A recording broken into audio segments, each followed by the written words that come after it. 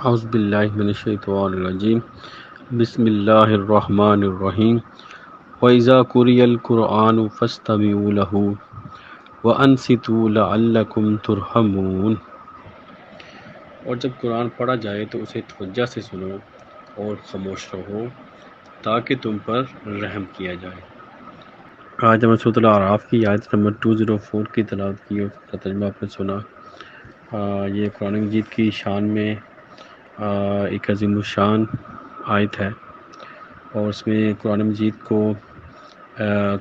مجید کے پڑھنے کے آداب، اس کو سننے کے آداب اور اس کو سمجھنے کے آداب جو وہ سکھایا گیا اللہ تعالیٰ کی طرف سے۔ اس کی جو شان نزول ہے کہ یہ عام جو علماء کرام اور مفسرین کا خیال ہے کہ یہ جو آیت ہے یہ جو جمعہ کا خطبہ اس کی شان میں یہ اتاری گئی ہے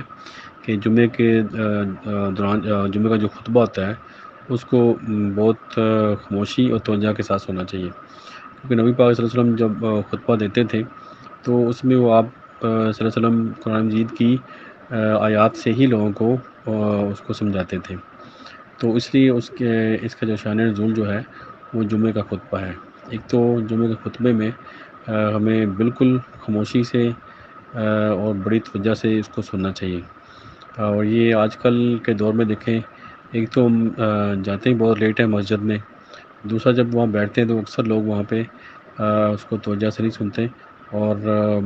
اکثر و بیشتر لوگ باتوں میں بھی لگے ہوتے ہیں، تو یہ سختی سے منع کیا گیا ہے کہ اس کو جمعہ کے خطبے کو غور سے سننا چاہیے۔ اور حتیٰ کہ یہاں تک بھی ہے کہ اگر کوئی بول رہا ہو اس کو منع کرنے سے بھی، یعنی کہ منع کرنے کے لیے بھی نہیں بولنا چاہیے، تو یہ اس کی اہمیت کو واضح کر رہا ہے، تو اس لیے سب کو اس کا خیال رکھنا چاہیے اور اس کو خطبے کے دوران بالکل خاموش رہنا چاہیے۔ دوسرا جو اس کے اندر قرآن مجید کی جو جہاں بھی تلاوت ہو رہی ہو، اگر آپ کسی محفل میں بیٹھے ہو اور وہاں پہ قرآن مجید کی جو تلاوت کی جا رہی ہے تو بالکل اپنی جو توجہ ہے اس کی طرف مرکوز کر لیں اور اس کو غور سے سنیں۔ لیکن اس کے برعکس اگر آپ محفل میں بیٹھے ہیں اور کوئی آدمی ایسے ہی قرآن کی تلاوت شروع کر دیتا ہے بغیر کسی کوئی سوچے سمجھے اور بغیر کسی کہہ لیں کہ وہ کوئی اس کے یعنی پلاننگ کے بغیر ہی وہ شروع کر دے، ایک تو نا بندہ قرآن مجید کی ایک محفل ہوتی ہے اور اس میں وہ اس کا باقاعدہ اہتمام کیا جاتا ہے، وہ ٹھیک ہے، اس میں آپ کو ضرور توجہ سے سننا چاہیے، لیکن اگر کچھ لوگ کوئی محفل ایسی کوئی کاروباری محفل ہے یا کوئی کسی اور مسئلے کے اوپر بات ہو رہی ہے، کوئی آدمی اپنی مرضی سے ایسے شروع کر دے تو وہ مناسب نہیں ہے، اس لیے سب کو ایک تو متوجہ کرنا چاہیے اور ایک کو سب کی توجہ دلا کے پھر قرآن مجید کی تلاوت شروع کرنی چاہیے۔ تو اس میں جو 2-3 پوائنٹ جو سمجھنے کے لیے ہیں وہ ایک تو یہ ہے کہ قرآن مجید کی تلاوت جب ہو رہی ہو تو اس کو غور سے سنیں، اور اس کی جو اللہ تعالیٰ نے یہاں پہ جو الفاظ یوز کیے ہیں کہ اپنی جو جب تلاوت ہو رہی ہو تو اپنی توجہ اس کی طرف مرکوز کر لیں۔ توجہ سے مراد یہ ہے کہ آپ کا جو ظاہر اور جو باطن ہے وہ بالکل اس کی طرف متوجہ ہو جائے، یہ نہ ہو کہ آپ کا دھیان، آپ کی آنکھیں ادھر ہوں اور لیکن آپ کے کان ادھر ہوں، لیکن آپ کا جو دھیان ہے، جو آپ کا خیالات ہیں وہ مائنڈ میں کوئی اور چل رہے ہوں، یعنی کہ آپ سن رہے ہو خاموشی سے، آپ کی آواز بند ہو لیکن جو آپ کا جو دھیان ہے وہ کہیں اور ہو، یہ بھی ٹھیک نہیں، یہ بھی قرآن مجید کے جو احترام کے خلاف ہے۔ یعنی کہ اگر آپ قرآن سنیں تو اس کی جو آپ کی توجہ ہے، آپ کا جو ظاہر اور باطن اور آپ کا پورا دھیان جو ہے وہ قرآن کی طرف ہونا چاہیے۔ تو اس میں ایک تو یہ اس کا یعنی کہ تلاوت کے بارے میں جو اس کا آداب بیان کیے گئے، دوسرا جو اس کو قرآن مجید کو سمجھنے کی طرف بھی اشارہ کیا گیا ہے کہ فار ایگزامپل اس کو ہم قرآن کو سن رہے ہیں، ہمیں اس کی سمجھ ہی نہیں آ رہی، ہمارے پاس علم ہی نہیں ہے اس کو سمجھ سکیں ہم، ایٹ لیسٹ اس کا ترجمہ ہمیں سمجھ آ جائے،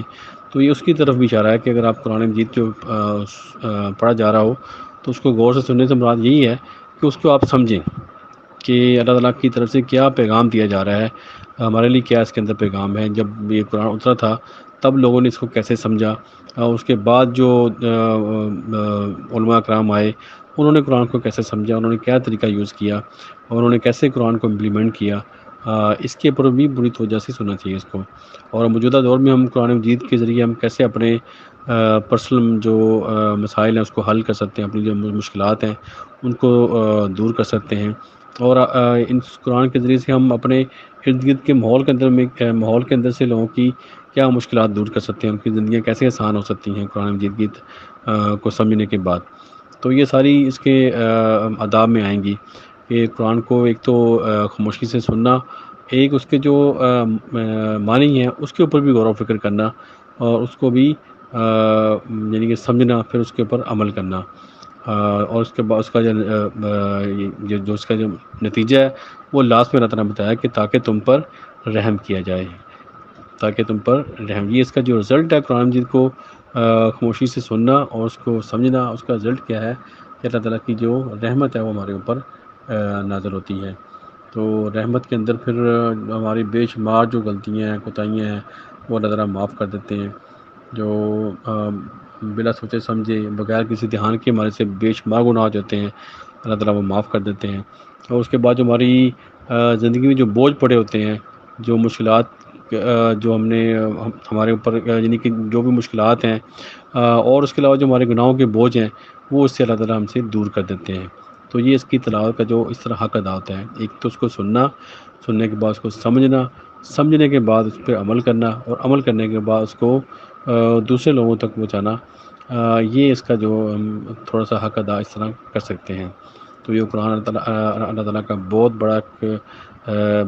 معجزہ ہے کہ ابھی تک یہ اپنی اصلی حالت میں اللہ تعالیٰ نے اس کو قائم رکھا ہے، اور قیامت تک یہ قائم رہے گا۔ اور نبی پاک صلی اللہ علیہ وسلم کا جو سب سے بڑا معجزہ ہے وہ قرآن مجید ہی ہے، اور اس کی جو الفاظ ہیں، یہ آپ کو قیامت تک کے لیے جو بھی جیسے بھی حالات ہوں گے، یہ بک آپ کو گائیڈ کرے گی آپ کی زندگی کے، آپ جہاں بھی ہوں، کسی بھی کنٹری میں ہوں، کسی بھی حالات میں ہوں، یہ آپ کو گائیڈ کرے گی۔ یہ اس کا معجزہ ہے۔ دعا ہے کہ اللہ تعالیٰ ہم سب کو اس عظیم و شان کتاب کو پڑھنے کی، اس کو سمجھنے کی، اس پر عمل کرنے کی، اور اس کو آگے پھیلانے کی توفیق عطا فرمائے۔ دعا ہے کہ پوری دنیا میں جہاں جہاں کوئی بھی انسان پریشان ہے، اللہ تعالیٰ اس کی پریشانی دور کرے، جو بیمار ہے اس کو شفا دے، اور جو فوت ہو چکے ہیں اللہ تعالیٰ ان کی مغفرت کرے۔ آمین۔ صدق اللہ العظیم۔ جزاک اللہ خیر۔